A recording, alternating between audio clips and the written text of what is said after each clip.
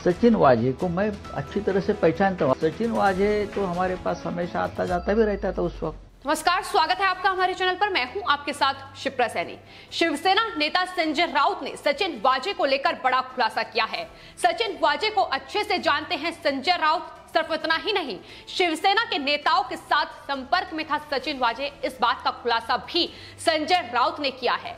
तो संजय राउत हर रोज शिवसेना के नेता हैं जो अपने बयानबाजी के चलते सुर्खियों में बने रहते हैं, लेकिन कहीं ना कहीं अब अपनी ही पार्टी के लिए एक विभीषण का किरदार निभाते नजर आ रहे हैं। जिस तरीके से उनके बयान हर रोज सामने आ रहे हैं, उसके बाद शिवसेना की मुश्किलें बढ़ रही हैं और कहीं ना कहीं शिवसेना की पोल खोलते संजय राउत नजर आ रहे हैं। एक इंटरव्यू के दौरान जब सचिन वाजे को लेकर संजय राउत से तमाम सवाल किए गए तो उस पर भी जवाब देते हुए संजय राउत ने बड़े खुलासे किए हैं। उन्होंने साफ तौर पर यह कहा है कि दरअसल सचिन वाजे से उनकी मुलाकात होती थी, शिवसेना के नेताओं के पास भी आना जाना सचिन वाजे का था। सचिन वाजे को मैं अच्छी तरह से पहचानता हूँ। सचिन वाजे तो हमारे पास हमेशा आता जाता भी रहता था उस वक्त। ये तमाम बातें संजय राउत ने कबूल की हैं। जाहिर तौर पर सचिन वाजे को लेकर हर रोज शिवसेना पर तमाम सवाल उठ रहे हैं। उसकी बहाली को लेकर हर रोज बीजेपी शिवसेना को घेरती नजर आ रही है और इस इंटरव्यू में भी लगातार सवालों की जो बौछार हुई है उसको लेकर संजय राउत ने जो जवाब दिए हैं, अब वो तमाम जवाब शिवसेना के लिए फजीहत का काम करते नजर आ रहे हैं। बहाली को लेकर जब उनसे सवाल किया गया, उन्होंने कहा कि 17 साल बाद सचिन वाजे की बहाली की गई, उसमें कुछ गलत नहीं था, लेकिन उन्हें जो अधिकार दिए गए उस पर उन्होंने सवाल उठाए हैं। उन्होंने कहा कि दरअसल उन्होंने उस वक्त ही तमाम नेताओं को यह आगाह किया था कि सचिन वाजे को अधिकार ना दिए जाएं। ये आने वाले वक्त में पार्टी के लिए, महाविकास अघाड़ी सरकार के लिए मुसीबत का काम कर सकते हैं। लेकिन इस इंटरव्यू में जब उनसे पूछा गया कि आखिर वो कौन से नेता थे जिन्हें उन्होंने इस बात की जानकारी दी थी, इस पर संजय राउत ने कोई जवाब नहीं दिया, जिसको लेकर अब संजय राउत खिरते नजर आ रहे हैं। तो शिवसेना के ये नेता हैं, राज्यसभा सांसद हैं संजय राउत, जो लगातार सचिन वाजे को लेकर, यहां तक कि महाराष्ट्र के गृह मंत्री अनिल देशमुख को लेकर जो बयानबाजी कर रहे हैं उससे शिवसेना की फजीहत होती नजर आ रही है। इससे पहले सचिन वाजे जो कि शिवसेना के प्रवक्ता रहे हैं, क्राइम यूनिट के पुलिस इंस्पेक्टर रहे हैं, उनको लेकर लगातार शिवसेना पर सवाल इसलिए उठे क्योंकि शिवसेना जब सत्ता में आई तो उनकी बहाली की गई और उसके बाद एंटीलिया विस्फोटक केस में जिस तरीके से सचिन वाजे की गिरफ्तारी हुई, फिलहाल वो एनआईए की हिरासत में है। ना सिर्फ एंटीलिया विस्फोटक केस में बल्कि मनसुख हिरेन हत्याकांड में भी एनआईए ने उन पर शिकंजा कसा है, जिसके बाद लगातार सवालों में शिवसेना घिरी हुई है और उन तमाम सवालों का जवाब शिवसेना के कोई और नेता देते नजर नहीं आ रहे हैं। सिर्फ और सिर्फ संजय राउत हैं जो लगातार अपनी बयानबाजी के चलते सुर्खियां बटोरते नजर आ रहे हैं। और अब जिस तरीके से एबीपी ने इंटरव्यू उनका लिया और उसमें उन्होंने तमाम जो सवाल थे सचिन वाजे से जुड़े वो दागे, तो उसके बाद संजय राउत ने इस बात को माना है कि शिवसेना के नेताओं से संपर्क में था सचिन वाजे और यही वजह है कि लगातार बीजेपी पुरजोर तरीके से शिवसेना एनसीपी पर हमलावर नजर आ रही है।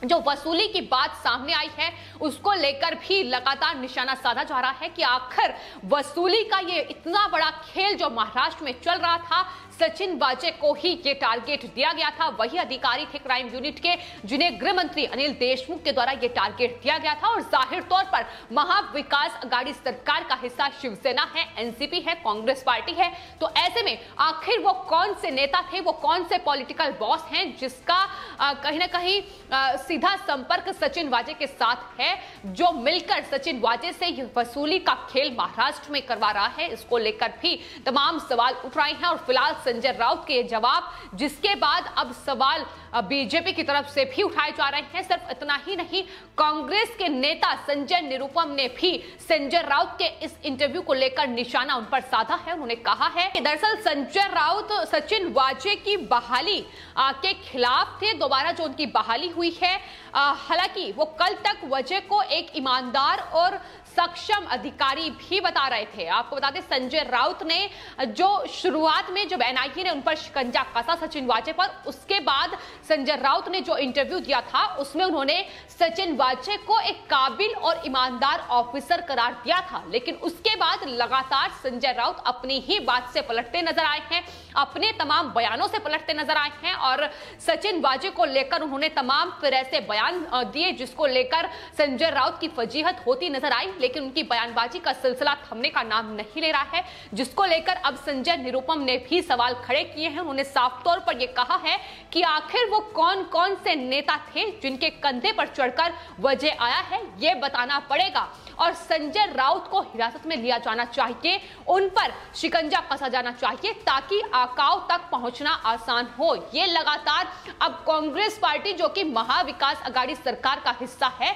उनके नेता संजय निरुपम सवाल उठा रहे हैं और संजय राउत को घेरते नजर आ रहे हैं। तो जाहिर तौर पर शिवसेना के नेता इस पूरे षड्यंत्र साजिश का हिस्सा है। इस बात को सचिन वाजे भी एनआईए की पूछताछ में कबूल चुके हैं। उन्होंने साफ तौर पर यह कहा था कि जो पूरा षड्यंत्र साजिश एंटीलिया विस्फोटक केस की रची गई है उसमें वो महज छोटा हिस्सा है। शिवसेना के नेता और कई अधिकारी इस पूरी साजिश का हिस्सा हैं, इसमें शामिल हैं और शक इसलिए भी ज्यादा बढ़ता जा रहा है जिस तरीके से सचिन वाजे 2004 में एक केस में सस्पेंड हो चुके थे, लेकिन उसके बाद 2008 में वो शिवसेना के प्रवक्ता बने, शिवसेना में इतने लंबे समय तक वो रहे और उसके बाद पिछले साल उनकी बहाली दोबारा कर दी गई, जिसको लेकर सवाल लगातार उठ रहे थे कि आखिर शिवसेना ने सत्ता में आते ही एक सस्पेंड अधिकारी की बहाली क्यों की और उसके बाद एंटीलिया विस्फोटक केस में सचिन वाजे का जो इस्तेमाल किया गया है उसको लेकर अब शिवसेना पर लगातार शक बढ़ रहा है। यही वजह है कि बीजेपी लगातार अब उद्धव ठाकरे सरकार से इस्तीफे की मांग कर रही है, लेकिन फिलहाल संजय निरुपम ये कह रहे हैं कि संजय राउत जैसे नेताओं पर ही शिकंजा कसा जाना चाहिए और तभी आकाओ तक पहुंचना आसान हो पाएगा। तो आपको बता दें, जो घटनाक्रम लगातार महाराष्ट्र में चल रहा है और उसको लेकर जो बयान लगातार सामने आ रहे हैं, फिर चाहे वो एनसीपी नेता नवाब मलिक का बयान हो, संजय राउत शिवसेना के नेता उनका बयान हो, लगातार बयानों में जो झोल नजर आ रहा है उसके बाद शक का जो दायरा है वो लगातार बढ़ता नजर आ रहा है, क्योंकि बीजेपी नेता देवेंद्र फडणवीस इस बात का खुलासा कर चुके हैं कि 2018 में जब बीजेपी के साथ शिवसेना वहां सत्ता में थी उस वक्त उद्धव ठाकरे ने सचिन वाजे की बहाली को लेकर पेशकश की थी, लेकिन उन्होंने साफ तौर पर सचिन वाजे पर जो तमाम आरोप लगे थे उसके बाद उन्होंने इनकार कर दिया था कि सचिन वाजे की बहाली नहीं हो सकती है। लेकिन इस इंटरव्यू में उद्धव ठाकरे ने जिस तरीके से भरोसा सचिन वाजे पर जताया उसको लेकर भी सवाल किया गया। इसके जवाब में संजय राउत ने कहा कि दरअसल मुख्यमंत्री यानी उद्धव ठाकरे को इस बात की पूरी जानकारी नहीं थी कि आखिर सचिन वाजे किस तरीके के अधिकारी पहले रह चुके हैं, किस तरीके की उनकी छवि रही है, क्या काम उन्होंने किए हैं। तो संजय राउत के बयानों में कितनी स्पष्टता है ये लगातार दिख रहा है। जिस तरीके से वो पहले सचिन वाजे को एक काबिल ऑफिसर का दर्जा देते हैं, उसके बाद उनकी बहाली पर वो कहते हैं कि उनकी बहाली गलत नहीं है, लेकिन वो ये भी कहते हैं कि दरअसल जब सचिन वाजे को बहाल किया गया उन्हें तमाम अधिकार दिए गए, उन्होंने जो नेता हैं महाविकास अघाड़ी सरकार के उन्हें आगाह किया था कि ये सरकार के लिए खतरनाक साबित हो सकते हैं। तो जाहिर तौर पर बयानों में पूरा झोल है, ऐसे में स्पष्टता कहीं भी नजर नहीं आ रही है। एनसीपी के नेताओं के जो बयान आ रहे हैं वो शिवसेना के नेताओं से बिल्कुल अलग हैं। एनसीपी नेता नवाब मलिक ने जो सचिन वाजे को लेकर बयान दिया, उन्होंने सचिन वाजे की बहाली को लेकर कहा कि दरअसल सचिन वाजे की जो बहाली है वो पुलिस कमिश्नर परमवीर सिंह उस वक्त कमिश्नर थे उन्होंने की थी और उन्होंने कहा कि सरकार के किसी मंत्री या फिर मुख्यमंत्री के आदेश पर उन्हें बहाल नहीं किया गया था।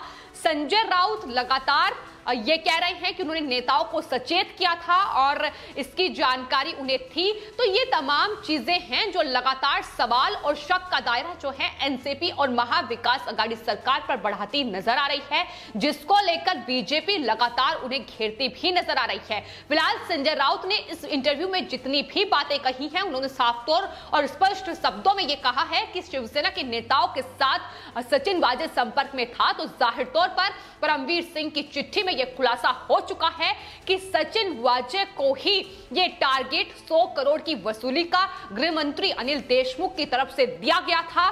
पुलिस विभाग में जो वसूली चल रही थी उसको लेकर भी उन्होंने बड़ा खुलासा किया था कि पुलिस कर्मियों की जो ट्रांसफर है उसके लिए कहीं ना कहीं उनसे वसूले जा रहे थे पैसे, और नेताओं की मिलीभगत के साथ ये तमाम चीजें महाराष्ट्र में चल रही थी।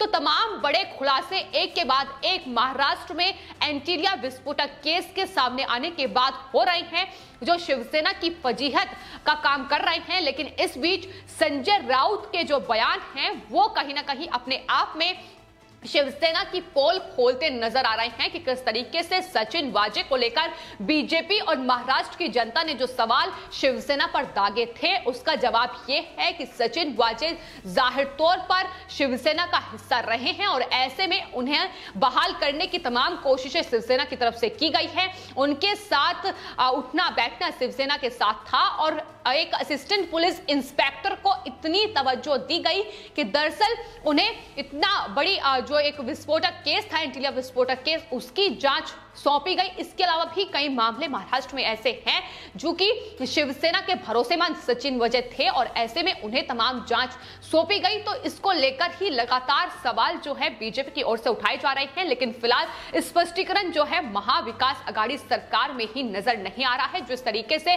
संजय राउत के बयान हैं जो शिवसेना की पोल खोल रहे हैं, वहीं एनसीपी के नेताओं के बयान हैं जो साफ तौर पर बिल्कुल जुदा नजर आ रहे हैं। तो इस वक्त महाविकास अघाड़ी सरकार में जो फूट नजर आ रही है कहीं ना कहीं उसका श्रेय भी संजय राउत को ही जाता है। जिस तरीके से वो महाराष्ट्र के गृह मंत्री अनिल देशमुख पर ही इस वसूली को लेकर अब तमाम सवाल दाग रहे हैं। उन्हें कहा कि अगर महाराष्ट्र में वसूली हो रही थी तो इसकी जानकारी अनिल देशमुख को नहीं थी, ऐसा नहीं हो सकता है। इसके अलावा एक्सीडेंटल होम मिनिस्टर भी अनिल देशमुख को उनकी तरफ से करार दिया गया है। तो ये तमाम चीजें हैं फिलहाल जो महाराष्ट्र में चल रही है, लेकिन इस बीच संजय राउत के बयान शिवसेना के लिए बखूबी तरीके से फजीहत का काम करते नजर आ रहे हैं और बीजेपी पुरजोर तरीके से इसका फायदा उठाती नजर आ रही है, क्योंकि महाराष्ट्र में महाविकास अघाड़ी सरकार में शामिल शिवसेना, एनसीपी और कांग्रेस पार्टी, तीनों ही पार्टियों में अब लगातार फूट पड़ती हर रोज नजर आ रही है। फिलहाल आपके इस पूरे मामले पर क्या राय है हमें कमेंट बॉक्स में जरूर लिखें और चैनल को सब्सक्राइब करें। धन्यवाद।